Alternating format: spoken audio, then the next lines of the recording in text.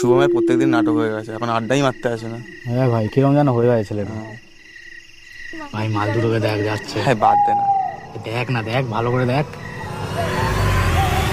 তোর বোনকেও এরকম পেছন থেকে লাগে? মানে কি বলছিস তুই? বোনকেও পেছন থেকে এরকমই লাগে? তখন তো বেশি বলছিস কিন্তু তুই এবারে। ঠিকই তো বলেন, তো বোনকেও পেছন থেকে এরকম লিমিট ক্রস করে দিচ্ছিস ভাই তুই এবারে। ওই মেয়েগুলোকে দেখে তুই যে ওয়ার্ডটা ইউজ করলি সেটা তুই ঠিক করেছিস? তুই লিমিট ক্রস করিসনি ভাই। মেয়েগুলোকে ভালো আমারও লেগেছিল, কিন্তু আমি তোর মতো ফালতু ওয়ার্ড ইউজ করবো না। আমি তোকে সুন্দর বলবো, ভালো বলবো, মাল বলবো না তোর মতো।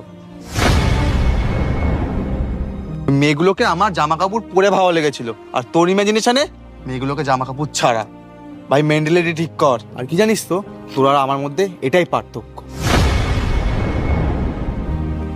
আর তুই যে ওমেন্স ডে স্টোরি দিস না, মেয়েদের ব্যাপারে ভালো চিন্তা ভাবনা রাখ, তাহলে এই স্টোরি করে দেওয়ার কোনো দরকার পড়বে না।